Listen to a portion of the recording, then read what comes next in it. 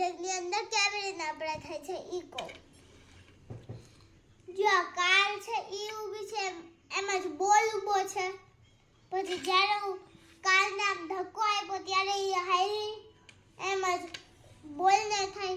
જ્યારે હું બોલને આમ કારને ટિલ્ટ કરું ત્યારે આમ બોલને ફોર્સ આવ્યો. ઓકે ઈ છે first law.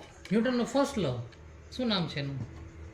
Law of inertia. Okay જો આપણે એક ચાલતી વસ્તુ હોય ચાલતી રહે જ્યાં સુધી આપણે એને રોકીએ નહીં કા ફ્રિક્શન રોકે. યુનિવર્સમાં હોય તો આપણે રોકવું જ પડે કા પ્લેનેટ્સ રોકેટ. બાકી અત્યારે અર્થમાં તો ફ્રિક્શન છે એટલે આપણે હું અહીંયા આમ ધક્કો મારું તો ચાલતી વસ્તુ પે ફ્રિક્શન રોકે પણ ફ્રિક્શન ની પહેલા આપણે રોક લીધું ઈ ઓકે. ઓકે હવે ન્યૂટનનો સેકન્ડ લો આવ્યો force and acceleration. Force and acceleration. Okay આમ હવે જોવો આનો માસ જાજો છે આનો માસ ઓછો છે. હવે કોને જાજો ધક્કો આપવો પડે ઈ તમે જ કયો. નો ખબર હોય તો હું તો કહી જ દઈશ. ઓકે બસને. બસને વેરી ગુડ. હા બસને જ જાજો ધક્કો આપવો પડે ને. કેમ બસને જાજો ધક્કો આપવો પડે? કારણ કે એનું માસ જાજુ છે ને. જો મારે અહીંયા છે પહોંચાડ્યું છે એ પહોંચી કાર આટલું પહોંચ્યું નો આઈડિયા તો. ઓકે એટલે એને જાજો ધક્કો આપીએ તો ત્યાં પહોંચે બરાબર ને. ગુડ. આમ હા. મારે તો આઈડિયા. ઓકે ઓકે એટલે જાજો ફોર્સ આપવો પડે બરાબર ને. મેં કેટલો જાજો ફોર્સ આપ્યો તોય નીચે પડી ને. મોટા માસને જાજો ફોર્સ આપવાનો, નાના માસને ઓછો આપવાનો. કેમ? એનું એવું કેમ? કારણ કે ન્યૂટનના લો કે શું લો શું છે? Force and acceleration. Okay force અને F equal to m multiplied by a. Okay Force equal to m multiplied by acceleration. Okay okay Mass ને force નું તો સમજાઈ ગયું. ઓકે હવે સમજાય. acceleration. ઓકે જેટલું દૂર આપણે વસ્તુને પહોંચાડી હોય એટલો આપણે ફોર્સ આપવો પડે. મારે જો અહીંયા છે કે પહોંચાડવી છે આટલો જ ધક્કો તો એનાથી જ આગળ ગઈ પણ એનાથી અહીંયા પહોંચાડવી છે મારે અહીંયા પહોંચાડવી છે તો બહુ જાજો ધક્કો અપાઈ ગયો. ઓકે એટલે અહીંયા પહોંચી ગયા. જાજો ફોર્સ મારે અને અહીંયા પહોંચાડવી છે આમ તો હા જાજો ફોર્સ એટલે જાજો એક્સેલરેશન. ગુડ મારે અહીંયા છે પહોંચાડવી છે. બરાબર બરાબર છે. કાર આમ ટર્ન ટર્ન થઈ જાય કાંઈ વાંધો નહીં એ તો થાય ને ટોય છે. હવે હમ ન્યૂટનના થર્ડ એક્શન એન્ડ રિએક્શન. જ્યારે બોલના બે ટર્મિનલ્સ નડશે ત્યારે એક્શન એન્ડ રિએક્શન વાળું ન્યૂટનના થર્ડ લો થશે. આ ન્યૂટનના થર્ડ લો મીન્સ અહીંયા બે ટર્મિનલ્સ નડશે ત્યાં આમ જરી બોલ જમ્પ થયો હશે ઈ છે ટર્મિનલ્સે રિએક્શન આપ્યું. બોલ એક્શન કર્યું અને ટર્મિનલ્સે રિએક્શન કર્યું. ઓકે અત્યારે જો આ બોલ પડ્યો અને જોયું આ છે ન્યૂટનનો થર્ડ લો. હવે આપણે એક્સપ્લેન કરીશ energy conversation. Very energy conversation means અત્યારે બોલ ઊભો છે એને અત્યારે પોટેન્શિયલ એનર્જી છે. પોટેન્શિયલ એનર્જી જ્યારે હું ટિલ્ટ કરીશ ત્યારે કાઇનેટિક એનર્જીમાં કન્વર્ટ થશે. ઓકે પાપા હમ ખાલી બતાવું તું એડિટિંગ બઝર નહોતું ચાલુ કરવું. Okay okay okay okay sorry sorry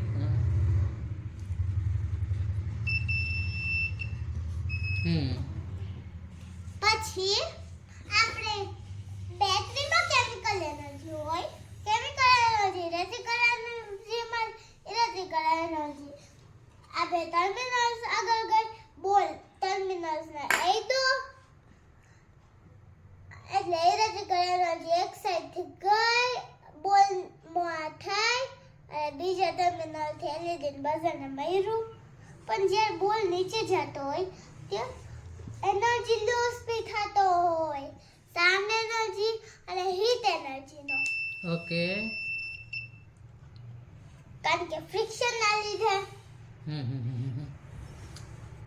આ બે એનર્જી લોસ કરતા હોય હીટના. ખાલી એલઈડી નું કામ તો ખાલી લાઈટ આપવાનું જ છે, બઝર નું કામ ખાલી સાઉન્ડ કરવાનું જ છે. અને રજિસ્ટર ના લીધે આ બે બી ગરમ થાય. એલઈડી નું ફૂલ નેમ છે light emitting elements. Light D means diode, but L means light, E means emitting, D means diode. Okay. Light emitting diode. આ buzzers છે, એની અંદર એક મટીરિયલ હોય, એનું નામ છે piezoelectric. piezoelectric વાઇબ્રેટ થાય એટલે એર પાર્ટિકલ્સ ભટકાય એટલે આપણને સંભળાય ગુડ. એટલે સાઉન્ડ એનર્જી કન્વર્ટ થાય. એટલે સાઉન્ડ એનર્જી થાય. અને ઓલામાં લાઇટ એનર્જી કન્વર્ટ થઈ. અહીંયા આ બેટરી નો અહીંયા માર્યું એટલે લાઇટ એનર્જી થાય. હમ. અને બીજું ઈ કે આ બે છે પણ piezoelectric માં છે ને સાઉન્ડ આવે પછી હજી એક વસ્તુ કેવલ છે. શું? piezoelectric આ વાઇબ્રેટ થઈને સાઉન્ડ આવે એટલે એમાં ફ્રિક્શન આવે. એર પાર્ટિકલ અથડાય એટલે અવાજ તો આવવાનો જ છે. હા. હા. અને સાથે સાથે એ ભટકાશે એટલે એનર્જી લોસ એ થશે. ગુડ. હવે એનર્જી લોસ ને એનર્જી કન્વર્ઝન તો સમજાઈ ગયું. યસ. પછી ઓલો ઓહ્મ્સ લો કંઈક સમજાવવાની હતી. ઓહ્મ્સ લો શું છે એ? ઓહ્મ્સ લો હા એ રેઝિસ્ટર આવે.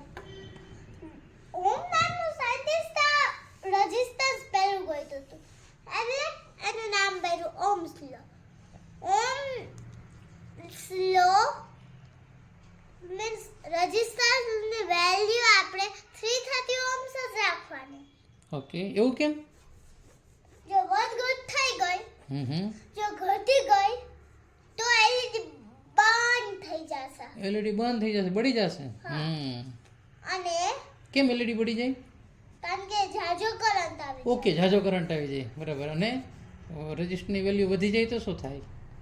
ઓછો કરંટ થાય તો એલઈડી ડીમ થઈ જાય. ઓકે, એલઈડી ડીમ થઈ જાય. ઓકે. પણ બઝરમાં નથી રાખતા કારણ કે બઝરને આટલો જ કરંટ જોઈએ. ઓકે, બઝરને એટલા જ કરંટની જરૂર છે. ગુડ. નહીંતર આપણે રેઝિસ્ટન્સ રાખીએ રેઝિસ્ટર રાખીએ તો બઝર સબ ડીમ થઈ જશે. ઓકે, બઝરનું ડીમ થઈ જશે. ઓકે. એટલે સાઉન્ડ ઓછો આવશે. બેટરી શું છે? બેટરી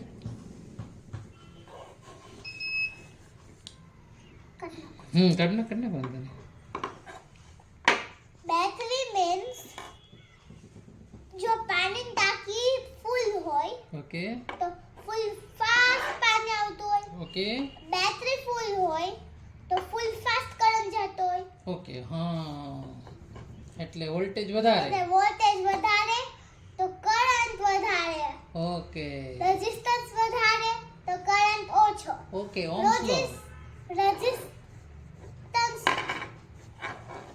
બરાબર. શું? રેઝિસ્ટન્સ ઓછો તો કરંટ વધારે. ઓકે, સમજી ગયો. યમી, હવે તું મને શું સમજાવવાની છો? Einstein's famous equation E = mc². Okay. તો એના પ્રોજેક્ટમાં કઈ રીતના શું રિલેશન છે એ પ્રોજેક્ટનો નાનો? ઇનડાયરેક્ટ. શું ઇનડાયરેક્ટ? ડાયરેક્ટ રિલેશન નથી એમ, ઇનડાયરેક્ટ રિલેશન છે. ઓકે. શું? આપણે એનર્જી આપણે પાઇપે ટેસ્ટ કર્યો. ઓકે. તો આપણામાં એનર્જી ક્યાંથી આવી? ફૂડમાંથી. ઓકે. ફૂડને ક્યાંથી એનર્જી આવી? પ્લાન્ટ્સમાંથી. પ્લાન્ટ્સમાંથી. ઓકે. પ્લાન્ટ્સમાં ક્યાંથી આવી? સનમાંથી. ઓકે, સનમાં એનર્જી ક્યાંથી આવી? હાઇડ્રોજનના બે એટમ આમ ભટકાય એટલે બે એટમ વાળું હિલિયમ બની જાય. ઓકે, એટલે એના ટકરાવાથી ફ્યુઝનથી, ફ્યુઝન. હા, એનાથી એનર્જી જનરેટ થઈ. ઓકે, એ એનર્જીને કેવી એનર્જી કહેવાય? એનર્જી હવે